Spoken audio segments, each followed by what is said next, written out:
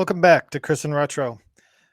If I started this video off and said, first and foremost, I'd like to, what would you, what's your immediate fill in the blank on that? If you've watched any sports and you've watched anything whatsoever relative to athletics, and especially people with their acceptance speeches in movies, after championships in sports or anything else, you'll hear first and foremost, I would like to, and typically it follows a pretty cliche line. So I want to talk about that a little bit in this video. I hope you guys enjoyed the last video I had with Brian Yates on. It's getting a little bit of traction. If you've got anybody that's dealing with issues, that's a veteran or a first responder, the video I thought provided some interesting perspective, given the fact that Brian has a wide range of experiences he's had with being a combat veteran as well as a law enforcement officer in a large municipality. I felt like it was a great video and it shows some commonality. You know, Brian and I did a show before called 100 Proof Living. It was a conversation with a cop and a criminal. He was the cop, I was the criminal, all tongue in cheek because he's way more than a cop and I'm way more than a criminal. I had a season of some criminal behavior, but it wasn't the totality of who I am. And so we always poked at that on the show. And there was further evidence of that in the interview I did with him in the previous video, where we talk about some things that are going on in first responders that I don't experience. I don't know. I'm not a war veteran for veterans, and yet a lot of those elements are the same that we see in other recovery communities. So it's a good video. It might be something you'll pull people out that wouldn't necessarily seek help. So take a look at that. Back to the video here. First and foremost, I would like to thank who? God. It's almost as cliche as I'm going to Disney World in the Super Bowl. So I want to start with that. First of all, that first and foremost, I'd like to thank God. Or first and foremost, I'd like to thank my Lord and Savior, Jesus Christ. I heard it again as recently as last night. The now heavyweight champion of the UFC, he was formerly a light heavyweight champion, arguably one of the greatest of all time fighters, Johnny Bones Jones. He's here from Rochester, New York area. And he now is in New Mexico, and he's had, if you know anything about UFC, you know he's had some real ups and downs. He started as the youngest champion ever and basically just mowed through everybody. Never lost as a light heavyweight contender, but yet he was constantly getting nailed for performance-enhancing drugs. He was getting nailed for criminal behavior outside, having guns in his car and drag racing, public intoxications, DWIs, domestic assaults, you name it. Jon Jones has really done everything he possibly could do to derail his career, being one of the greatest fighters in the cage of all times, to the point that many of his fights he would not even train for. Was rumored he'd basically party all night the last week on almost every fight, but many fights he didn't even train for, and he'd just show up, and he was such a raw talent he could win at the highest level of the sport. So with that, he took 4 years off, got his life seemingly together, and now is back in the cage here and fighting at heavyweight. Now, I'm going to use this illustration simply because I think it does point out a lot of things that I have struggles with when I claim God as in my life and say that I'm a Christian here on this own channel, because I too have a certain reaction that I get when I hear somebody say, first and foremost, I'd like to thank my Lord and Savior, Jesus Christ. Blah, blah, blah. Okay. And, if they meant that, even so, because it's been used so many cliche ways, I always call into question why. Why is a person that's had all these problems go on, and all of a sudden the very first thing that he's gushing over is God? And so I think that if you're of that mindset, I understand you, because I've been there as well, and I am a Christian. So, what are your thoughts when you think about that? Is there a bias with you that you wonder if it's real? I know there is for me. So Jon Jones, when he first came out, I kind of was leaning towards him because I thought it was kind of cool that, at first I loved his style, and I thought it was neat. He had his faith kind of on his chest. Philippians 4:13 says, I can do anything through Christ that strengthens me. Certainly a fighter. I could see why that would be something he'd be drawn to. But then he had all these other calamity in his life. And then now he's coming back and claiming that God has been like a real deliverer for him to get him back going again, as well as he talked about a strong support system. Now, all of these things sound like recovery marks to me, which is good. His post-fight interviews, his pre-fight interviews, every bit of it seemed like a man that was in somewhat more of a humble place. Didn't sound like the same Jon Jones that there was an air about him that you could feel like at least you weren't being shady. He wasn't being shady with you. So I'll set Jon Jones aside for a minute. I too, in my first, when I finally started to get my traction and I started to enter my recovery journey on September 11th, 2017, God was a big part of my story. Even when I was still having some reoccurrence here in August and July before that, I, you know, I felt the nudge. God was important to me. Now, you wonder why, and I think I try to look at things through the lens of those that don't believe in God and are also seeking some support. And I think sometimes, how many people here that are listening to this that know somebody that was incarcerated, went on to a better days, or know somebody in recovery that went on to better days, and didn't immediately have what they call the pink cloud. When they're actually starting to get their stuff together, they're wildly promoting this notion of a relationship with God. I'm sure you all have that. I think a lot of people looked at me that way too. Now, why do we do that? What do we mean by this? I think for some, it's truly a profession of faith. They recognize that there was a turning point in their life and they needed something more than them to be better. And they met God, and God became a big part of their life. And in many cases, and for those that believe in a salvation message from God and believe in that path and that process, they've accepted him as their king. And for me, that's the path I took. Now, others may look at this when somebody's claiming it as, oh, look at them, they're trying to make themselves look good. Some people see it as an awakening of trying to put on the outward propaganda to show you that their internal awakening can now be syndicated externally. And what I mean by that is that they may be having this like internal revival, not necessarily even God, but just maybe they're in recovery or they're stopping their trouble and they're getting focused again and they're realizing they have a purpose, again, separate from God. They just feel like they're doing better and they're not doing the destructive things. But still, outwardly, we look at them cautiously. So some people are conscious of that and then start putting out, messages about God and being their savior and all this other stuff like that, even though there may not have been in actuality any type of conversion of any kind inside somebody's heart. And I think that's where authenticity on this comes through, because I would argue that the vast majority of those that do the first and foremost, I'd like to say thank my Lord and Savior Jesus Christ message, it sounds like poor speaking to me. It sounds like mic nerves. You're in front of everybody, can't think of anything else to say. Bleh, here comes Jesus. And I'm not trying to be sacrilegious. It just, that's what it feels like to me a lot of times.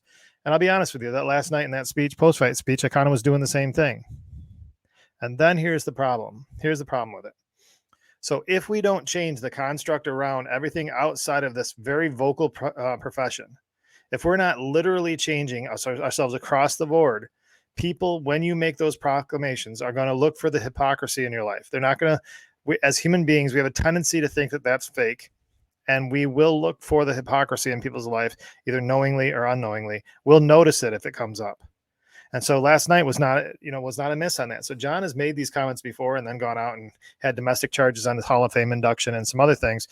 So last night, his own boss is saying, since the fight was in Vegas, that they were going to private jet him back to his home in New Mexico to make sure he stayed out of trouble. That's his own boss, promoting that to keep him out of trouble. And instead, Jon Jones had an after party in Vegas, which has been a source of his problem with addiction. And I don't know if he's outwardly admitted addiction, but it certainly sounds like it based on how his life has fallen apart at times. So Jon rolled the dice. His very first time publicly in 4 years back fighting, he regained a title. He won pretty easily in the heavyweight title championship, which is great. And then, in his alleging that Jesus and his support and everything else got him here. And then the very first thing he does is have an after party that he's hosting. And immediately people are saying, oh, here we go. And everybody's panicked and worried and wondering. Now, what he did do was smart. And of course, I'm going to read into this as well. It's just who I am, I guess. But he showed a video of himself back at his hotel room doing some photo editing, and then he was going to go to bed, allegedly. Well, we're still, I still have to say, I'm sitting back wondering when I'm going to hear about another police report anytime you hear about Jon Jones, going and partying in Vegas. Now, this is not really, I know this has been a lot about Jon Jones, but this video isn't really where I'm trying to head with this. I'm trying to get to a place where we actually have a conversation about the fact when people actually proclaim God, what that means. I can only speak to it truly based on me. And so for me, the reason I bring out the God thing is because there have been times when I was trying to convince you or show you outwardly that my internal process and my healing is happening. And it was because of God. And it was because of the people around me. And those are all true things.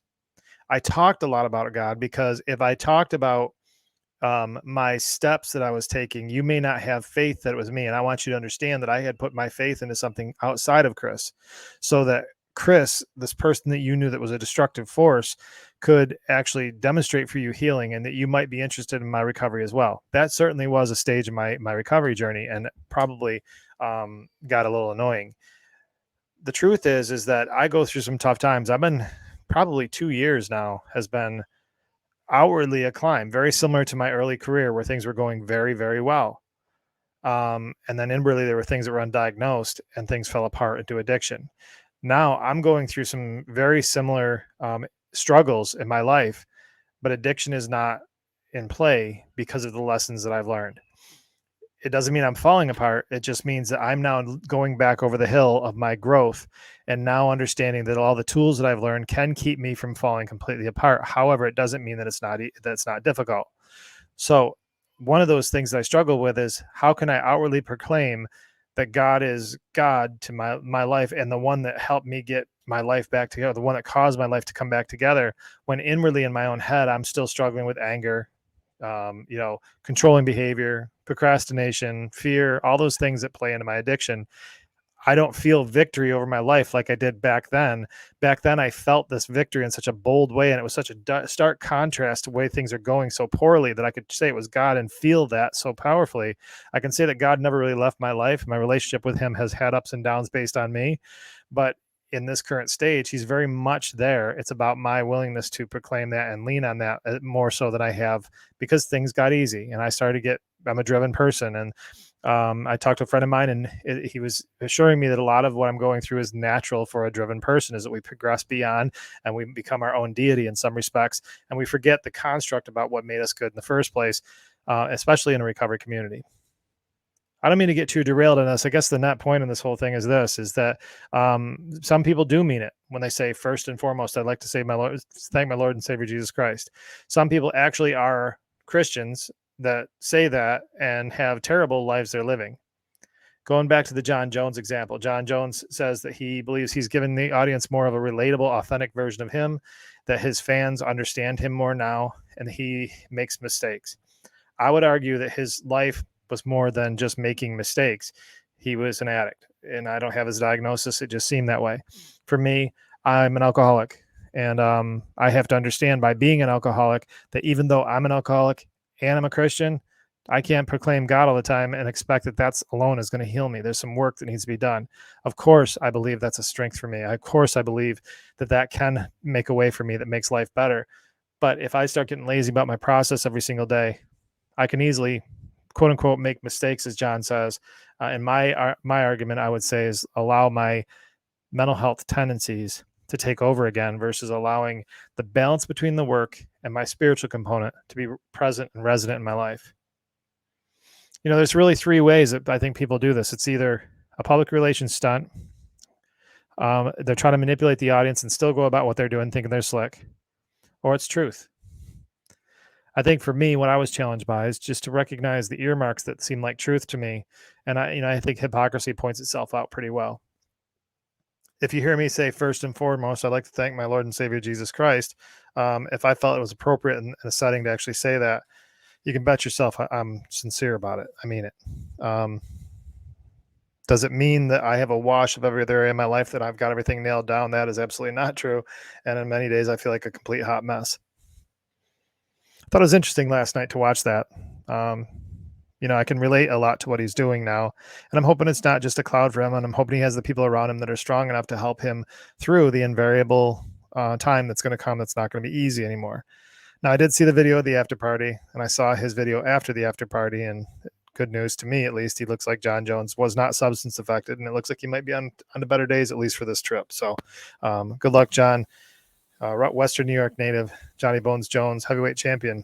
I hope that, whatever your process is and God being involved, that helps you be strong. For you as an audience, when you hear these things coming out of my mouth in this conversation too, I'm not asking you to make any decisions about anything. So don't be put off by it. Don't feel like I'm driving you down a certain road. I'm just talking to you about what happened in my life and what I believe to be true. It doesn't make me weak. I'm not hiding behind God. It's not anything. In many ways, I actually get myself more sideways because I try to face all my own stuff. And that'll burn me out faster than anything than speaking about a God that might offend you. So I hope this video is useful for you. A little bit of a rant, but just something I noticed last night, and I wanted to make sure I got out to you. Until we meet again, stay productive. One of the ways to be productive is to change our perspectives. Do it every single day, a little bit of a time.